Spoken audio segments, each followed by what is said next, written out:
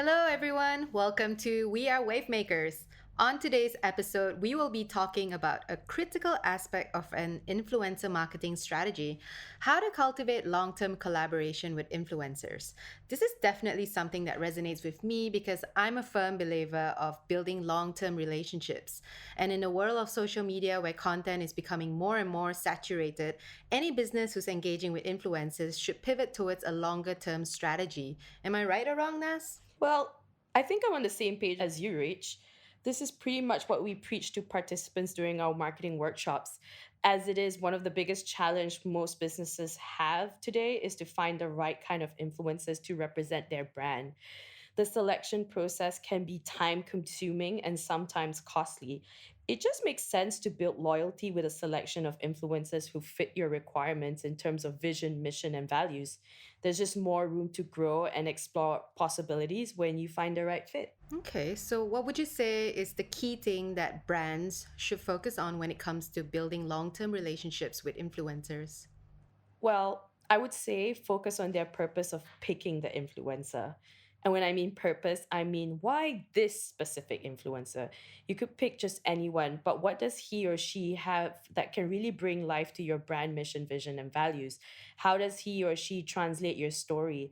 And more importantly, how are you as a brand going to make their life way better? It's kind of finding like the love of your life. Right. You mean like my love of life? I mean, can you please elaborate? Okay, I know this sounds a bit funny, so bear with me here. Studies have shown that some of the keys to a long-lasting relationship includes having shared values and being able to communicate and being able to compromise. Now, if you apply that same philosophy to finding an influencer, we'd be searching for someone who not only resonates with your brand, but is also able to articulate how they love your brand as best as they can. At the same time, as a brand, we should also be compromising and compensate them with their needs, be it financial or in kind. And while a one off relationship sounds quick and easy, the truth is any relationship takes time, and brands can't expect influencers to be able to fulfill their needs in a short period of time. They are individuals after all and can only do so much to support the growth of the brand. It's all about nurturing the relationship while making sure that both sides are met in terms of needs. Okay, I think you pretty much described like the ideal relationship for all humans. Yes, exactly. All right. That being said, I'm really excited to introduce our guest for today's topic. We have an all time Malaysian favorite personality, the lovely Sarah Lian, with us today. Popularly known as a host, MC, and TV personality, she is the lady boss at Suppagood, a Malaysian based talent management agency that offers boutique style representation. Setting example as a female business leader, she looks after a collective of multi talented women to represent brands they work with, almost like managing a group of influencers when dealing with clients. Funnily enough, I got to know Sarah ages ago through my brother Razif before she started her talent management agency. I remember her sharing her philosophy with me, with Raz, of always saying yes and instead of no but, because that's how life takes you to amazing places. So I'm definitely interested to catch up and see what she has to say about today's topic as a multi talented mogul and creating cool things for women like us. Yes, and me too, Nas. Well, welcome, Sarah. It's really an honor to have you with us today. We're huge fans of what you're doing at Supergood, and I noticed that you're currently managing a collective of seven talents. I think nine, Tell us including how. myself. Nine. Just tell us how's it going at Supergood. First of all, thank you, ladies, for having me on your show. I think this is going to be really exciting. It's going to be a fun time that we're going to have to talk about lots of things that I do on a daily basis. Cool. How's it going with Supergood? Supergood is great. I'm about to launch our slew of videos where you get a real insight uh, of all my women, I guess, my beautiful women that I represent. So there's nine of us, including myself. Frida Liu just joined, Oh, and cool. we have a variety of women with various strengths, various vulnerabilities, various beauty, various talent. And I love the fact that they're so diverse, and I love representing all of them. I can, Awesome. yeah, I That's can great. say the same. I really Like, love the I want to be diversity. part of Yeah, it's Suppagood. like I want to sign up personally. Anyways, so why do you partner up with influencers? Like, what is the greater goal? I think initially the word influencer is probably what's on trend right now. I would say that I'm in the business of branding personalities. And these personalities range from, one's a child and family development specialist, one dabbles in fitness, one was doing modeling, and now she's an environmental advocate. So it's about working with these people and building their careers. And in that process, that brand alignment starts to happen. And because now the word influencer or KOL has come up, that's probably why it seems like I'm partnering up with them, but actually I work as sort of a management team that represents these women. Nice. I mean, and did you pick their personalities based on your brand mission as well? I think how I started to select them was based on a few different things. So one was, do they have work ethic? Are they someone that wants to work hard for it? When we see people pitching products or services to, let's say, a show like Shark Tank, you see how hard these people work. And the people that are sitting, that are essentially the sharks, they're going to put money on someone that's already working hard. I'm not going to put money on someone that's waiting for me to just give them the boost. So I need to see that work ethic is there.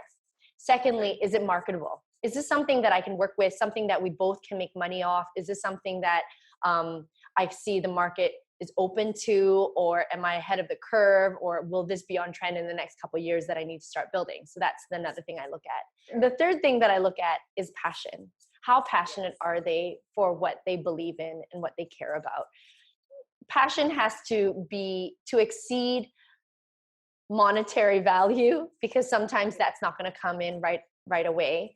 Sometimes it's got to be a little bit more about how much you put in versus how much you're going to get out.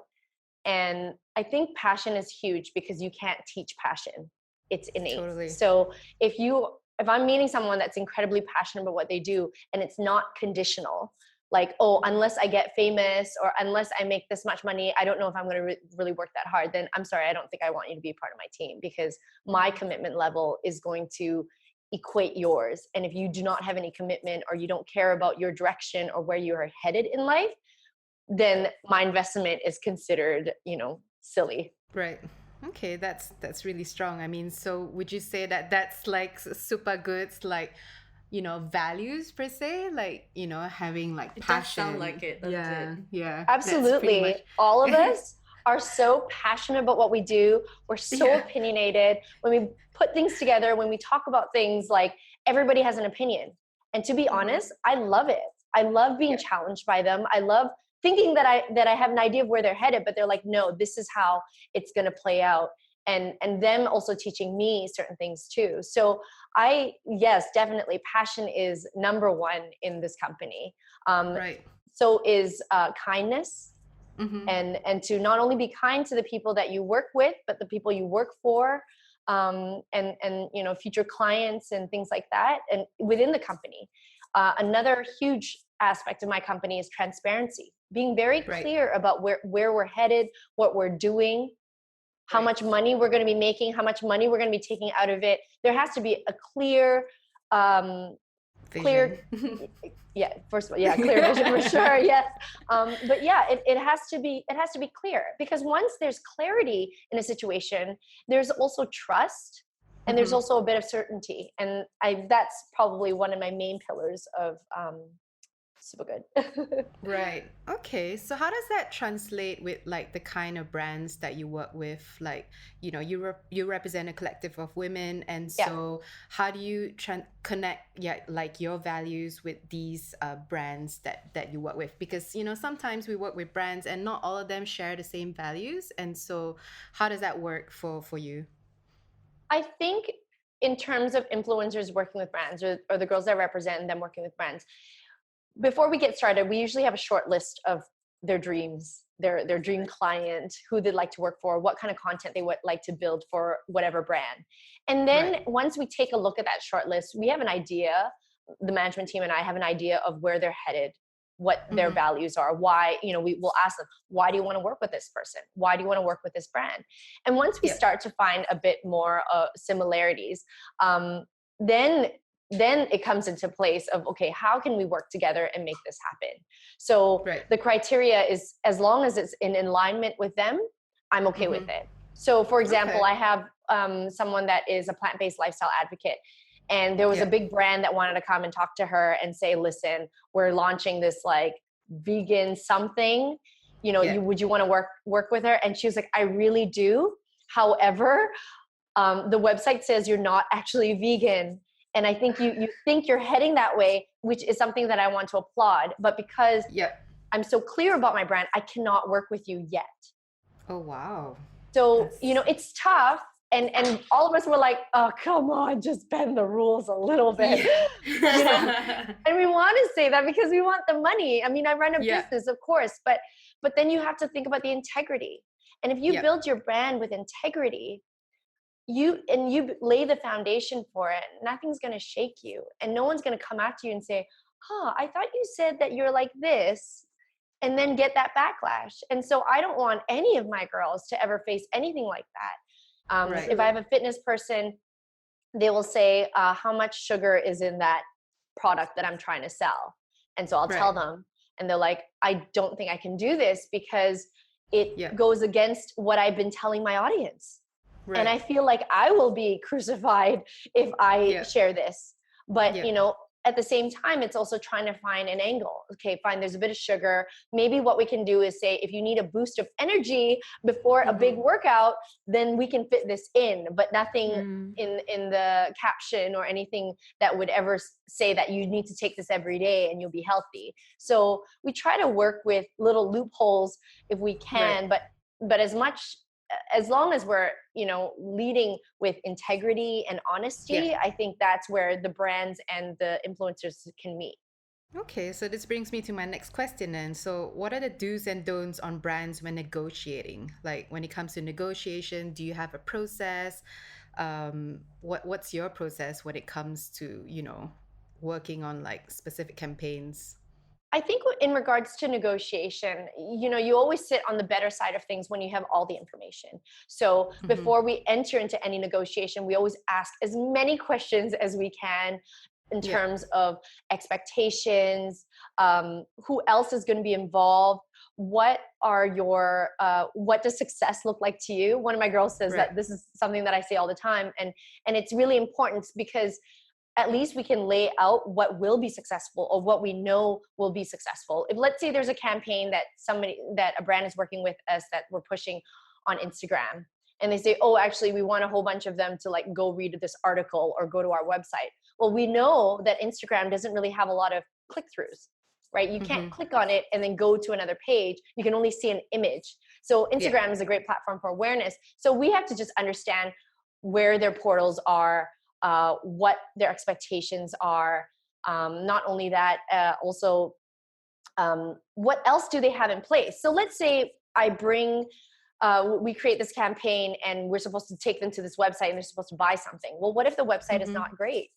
What if they, on the back end, they haven't actually done all their homework?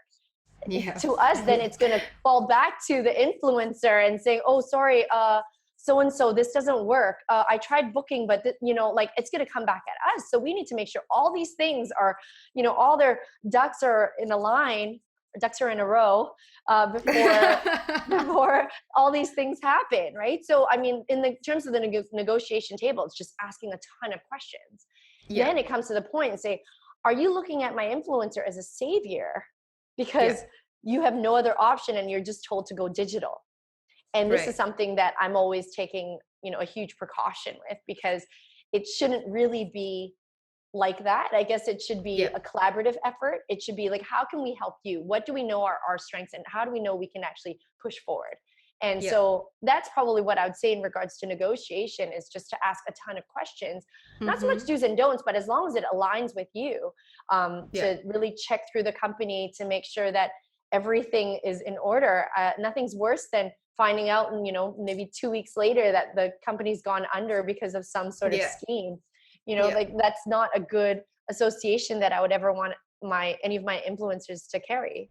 Yeah. And That's really interesting because yesterday we had a conversation with one of our other interviewees, and the episode was really about ROIs, and we were interviewing the client side of the perspective, and they were actually saying that they understand like how it's difficult to hold the influencers entirely accountable for the sales, because it's impossible, knowing the fact that if your website is not good and you expect the influencer to deliver, that's unfair on them, right? And so I totally resonate with what you're saying, that it is great that Suppagood is really paying attention with these kind of things, because it also then allows you to see whether or not the client is right for you. So I really like that you're doing that.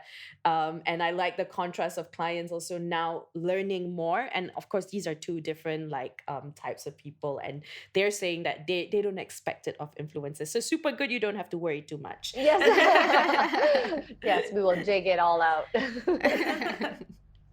Okay, so then do they usually meet you halfway, like when you come with your terms, like when you tell them there are like, all these problems, like do they usually like work with you, or is that something that they just, put their foot down and just say like, no, we can't do it, and we need you to work your magic and just do whatever you can for us, that kind of thing? Yeah, so I mean, I think when it comes to let's say a campaign. So we had one, I think it was almost a couple years ago. This company said, "Listen, we're negotiating on behalf of a client, and this client has never done this before, but I know that one of your girls has like a lot of followers. Mm-hmm. Will this, like can we do this? Can we put this together?" And I said, but you have to look at the kind of pictures that's also garnering the kind of engagement. Sometimes certain Mm-hmm. things are not going to come through, and this is something that we have no control over. So we really preface the situation and give them scenarios of why things worked and why things didn't work. And so Mm-hmm. sometimes clients want to force feed their idea. Oh, it needs to be posted at this time. It needs to be posted at that time. But Mm-hmm.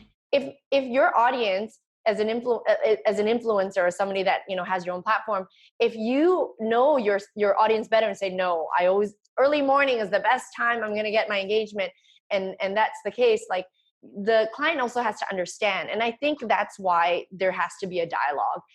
I wouldn't say I put my foot down, but Mm-hmm. I would like to say that as a responsible and a professional company, I would like to Mm-hmm. disclose the possible scenarios that could arise if it doesn't go this way. Right. Do you understand what I mean? So it's just kind of like, Definitely. yeah. So it's just like, hey, I understand Setting you up want the to post. expectations. Exactly. And I think Yeah. as long as you're transparent, as long as you're Yeah. clear about the direction or why you're doing things you're doing, it gives the advertisers or the clients or brands a lot more security, or they feel a little bit better understanding why, versus like, no, I'm not going to do it. It's not to be a rude person, but just to sort of help them understand. And I think once you preface the situation, they're more likely to understand, or they're like, oh no, this campaign, like everyone's posting right away, so that's why. And then you just say It's it is all what about it is. educating them. Yeah. Absolutely. Okay. Do you feel like the clients are understanding with your terms most of the time? Based on Yeah, your experience? I generally think so. I think if we have done more campaigns than they have, then I think they'll also understand. Because Great. sometimes with some of these clients, they do maybe 3 campaigns a year, where some of these girls that I manage do 3 or 4 campaigns a week. So, I Right. mean, it's just that kind of understanding, but it's nothing to be force fed, nothing to be arrogant about. It's just like, hey, this is kind of what's been working, and that might be something that you want to consider. And Right. Awesome. Yeah. and so I think it's just having that dialogue with them and saying like, maybe now is probably not the best time, or just sometimes for me too, it's operating with integrity. So if a campaign is going to work, then I'll be like, yeah, I think this is going to be really great. And if it isn't, I would definitely let them know. I'll say, I can take your money now, but Yeah, it may but not it's give, not it going to may not get translate. you, yeah, exactly, it may not translate, Okay. there may not be any conversions, and so I might Right. suggest for you to rethink the strategy and come back to us and let's work together.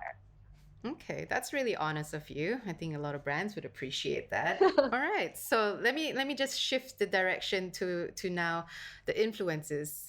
What are your expectations when collaborating with an influencer? Like, how do you communicate with them? I guess based on this question, it's probably more like how do I communicate Your with my team. girls? Yeah, with my Yeah. team. And I guess it's just having that honest conversation and saying, Mm-hmm. okay, is this going to be something that's going to help build your career, or is this something that's just going to help give you money?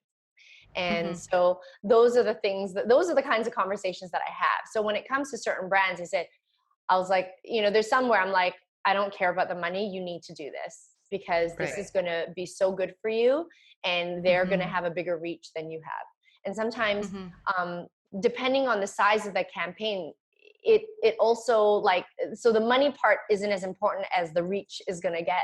And so Right. those are the things that I talk about. Like, is this going to bring you monetary value? Is this going to, Mm-hmm. give you a few more eyeballs? Are other brands going to start taking notice? And this is just our bait, or our first step. So yeah, those are the kinds of conversations that I have with my girls. Right. I don't know Okay. if You that sort answers of your like, question.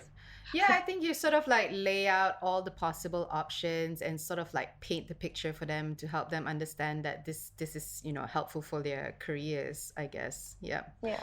Okay. So, I guess my next question would be, do you think many brands are compromising with the influencers' needs when it comes to compensation? And how do you think they can improve on this? Um, Well, I think that there's some brands that lowball these Mm-hmm. influencers because I think sometimes they can't believe you have to spend a few $1,000 for just a picture. Like, to them, it's like absurd. And I can Mm-hmm. understand why, because it does seem a little bit crazy. However, I feel like the ones that are willing to pay, or the ones that understand value, will pay. Mm-hmm. It's just about education. It's just about how influencer marketing is still so new for a lot of people, and it's something Right. that they can't really wrap their head around because it's such an organic approach to marketing. There's Mm-hmm. no it's almost like billboard marketing, Yeah. and you can't guarantee the eyeballs. You just know how many people are going to go drive past that highway, but you don't know if there's a real conversion rate. And I think Mm-hmm. with Instagram or Facebook, like, yeah, you can kind of determine success through quantitative results, like likes or shares or follows. But Mm-hmm. it I find that, like, their compromise depends on the perceived value of the influencer. That's important, Do you share definitely. like the stats to your potential clients in order for them to sort of like lean towards a yes? Or is it kind of like, no, they don't need to share the stats, or do they even request it? Let's start with that. I feel like influencer marketing has kind of gone through like a few different waves. So the first Mm-hmm. part was, okay, these people are important, so I want them to be a part of it. Then it started to be Mm-hmm. about, oh, I want their numbers. Oh yeah, she's got over 100K followers. Oh, she's got, so let's get the big numbers. And then Yeah. and then they realized that you can just buy numbers. And Mm-hmm. so then they're like, let's go back to people that are really creating good content, which also meant that they may not necessarily be big influencers or not. And so I feel like because it's gone in different waves, people have asked my girls for different things at different Right. stages. So yes, they do ask, and sometimes it's usually after a campaign so that they can file in a report to Mm-hmm. their head office or whatever the case is. But I think once they've decided on what they want, once brands have decided on what they want and who they want, then Mm-hmm. then the rest hasn't really had to I don't know. I feel like we haven't had to prove ourselves. Like, once you know that you want this kind of person, then you end up working with them. The numbers are not as important anymore, or stats and Mm-hmm. things like that. Okay. So, what advice would you give to any influencer who would want to manage themselves instead of, say, working with like a collective like yours? I would say just be honest in your journey and continue to document the things that you love, and also understand your platforms. Understanding your platforms is really huge because people think like, oh, what I keep posting all these pictures, but no one's gonna whatever. And it's like, well, are your pictures nice? Yeah. Are you catering to your tribe? Are you finding the right people? Are people able to find you? Do you have ridiculously weird hashtags that no one else will be able to look for? Yep. Or are yours so broad that it could be anyone and you could be hidden under a sea of images? So I mean, I would say continue to document and have a bit of clarity of where you're headed. If it's a personal, let's just say Instagram because it's the most popular right now, but you know, if it's a personal page among your family and friends, that's fine. Post whatever you want. That's fine. But if, let's say, you have a clear direction of where you're headed, continue to talk about it, have discourse, find people within your tribe, other people that are like you or other people that you love, and continue to comment on them, engage with other people, grow your network, by generosity. You know, my whole thing is like, make generosity part of your strategy, part of your growth strategy. Be kind, and just say, hey, I really lose. Absolutely. Like, what's it going to cost you? It's really going to cost you nothing for like reposting someone's like brilliant, I don't know, caption about self-care or about mental illness or whatever, or about flowers, about bonsai trees, who knows, right? It could be anything. And what does it hurt you to support someone else? It doesn't. And maybe that person's going to come back and they're totally going to look at you and they're like, hey, thanks for supporting me. I've got this other thing too. Do you want to work together? Absolutely. Collaborate, work with other people, you know, find other people that you admire, talk to them, get their advice. You'd be surprised how far you can go with this. And yes, I mean, working with a collective is amazing because you get support, but a lot of the girls that I work with, they do a lot of things on their own, and we help provide sort of a direction. We give them a few extra resources and we give them manpower, but really the direction of their own platforms and their own brand is their own. And that's something that I continue to support. And I say, listen, as much as I would love to represent you guys for the rest of your lives, I also don't know where this is going to end up. And at the end of the day, this is your career, this is your platform, this is your brand, and you have to take care of it. That's amazing. It's like a little mama. Yeah. It's very empowering. I may not always be here. I know. So yeah, I mean, that's definitely what I would say. I would say keep doing what you're doing, document it, and be honest. Nothing's worse than someone faking it and trying to think that they're something else, because people are going to smell that. And Definitely. It is gross. Yeah, they'll call you out for it. It's ironic. Our first episode actually talks about vibe or tribe, and so it's interesting that you know you are also, you know, believing on the same theory. Authenticity. That's our key Authenticity. word. Yes. Yes. It's everything. My word. Yes, absolutely. All right.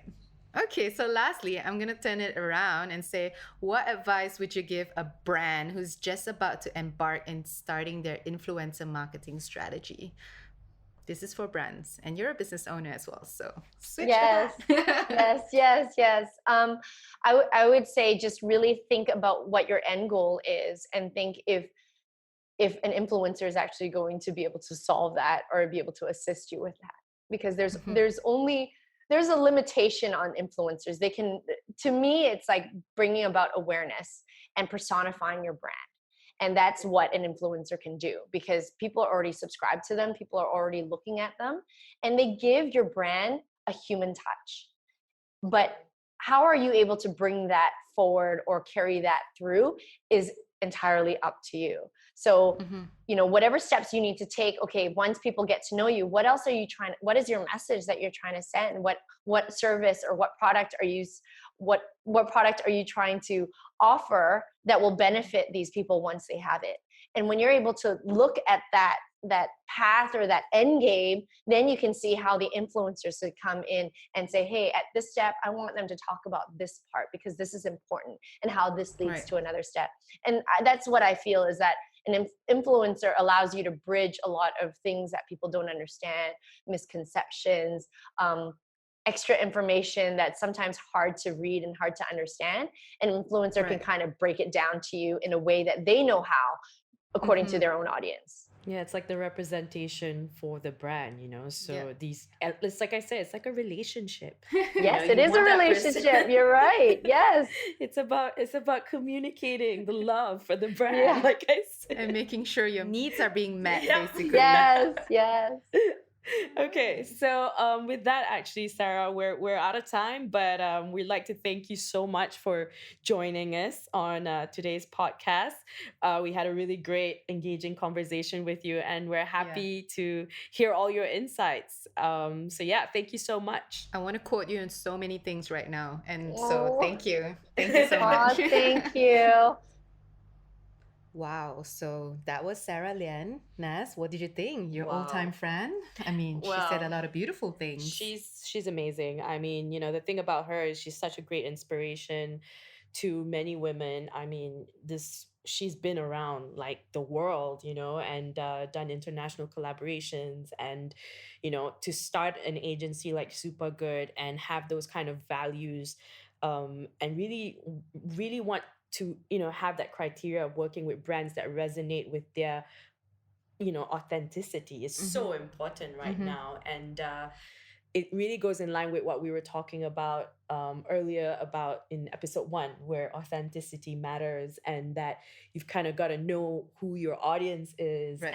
And also to know the fact that brands that they want to work with really need to understand what their goals are, Yeah. you know. Yeah. So that really is amazing to see her just Sort of share it all. She's so confident in the way she, you know, shares her values and sort of like speaks on behalf of 9 women. Yeah. And so that clarity, I think, is important into like what you said. What did you think about, you know, how she negotiates with brands on behalf of her influencers? Like, you know, she's very adamant about educating, informing, being persistent. What did you think about that? I think that, you know, educating clients is one of the key things that every agency will always encounter. Yeah. I mean, we experience this ourselves. We know that things like making a campaign that is, say, for example, for a long-term strategy requires setups that, you know, make sense. Yeah. And if a client thinks it's just a post of a photo, it isn't, because it takes a person time to create content and give value to the audience as well, and as well for the brand. So for me, the way she sees it is definitely the way we see it as well. I really think that we see the same thing when we speak to our clients. I think one of the most important things is to make sure they have an idea of where they're going, and that this is not a short-term collaboration as well. We really value the long-term things right now. Definitely. So it brings me to the next point, like how she sort of represents these women, and she's very clear, not just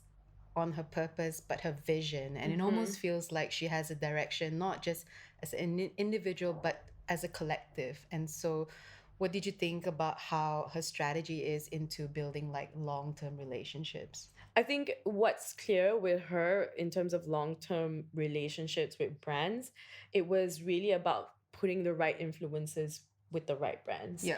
You know, she mentioned about one of her vegan influencers who couldn't work with a brand because of the fact that that brand had not the same values as she does. And I think if that brand, or another brand for that matter, came back and was an actual entirely vegan product, I think the influencer would have probably endorsed in it for a long term, especially in the fact that when it comes to the matters of values, the heart, what you believe in, obviously, if you really love that product, you're gonna retain your loyalty to it. So I think it's almost like she's saying that brands need to realize that these influencers have to somewhat be a potential customer. Definitely. And it's almost like a humanistic approach into dealing with influencers, because I liked her last point into saying like how at the end, like you yourself as a brand, what you're really looking for in an influencer is not just about sales and conversions, but it's about like getting them to represent your brand in the best way possible to their followers, to their communities, in the right language, in the right I don't know, tone, voice. What did you think about that? I think it's really important as well because, like, that balance between knowing that, as we all agree now, that Instagram, for example, is just it's a channel for brand awareness. Mm-hmm. Conversions is a lower chance Yeah. versus, say, other methods of marketing. And so for me, what I see is that how she's positioning it right now is definitely the way all influencers should position themselves, Yeah. and brands just also need to accommodate for Yeah, that. yeah. And it was interesting how she also said something about bridging the gap at the end, Yeah.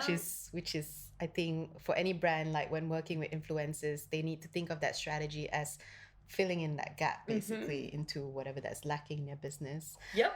So, I think, we've learned a lot today from Sarah Lian, and I'm really happy. And that wraps up today's episode. If you've been listening, I hope you've taken some notes on how to improve your collaborations and mostly how to start looking at long term strategies for your influencers. Don't forget to subscribe to our podcast as we've got more topics coming out every fortnight. Do stay tuned for the next episode where we'll be discussing the game of influencer, Instagrammer versus YouTuber, where we'll look into the power of influence based on the most popular social media channels of 2019. Oh my god, the nerdiness. So let the battle begin indeed. Thanks for tuning in. My name is Rachel, together with my co-host Nadzirah. This is a podcast brought to you by Wavemakers, an integrated marketing communications agency recording live from the island of Gods, Bali.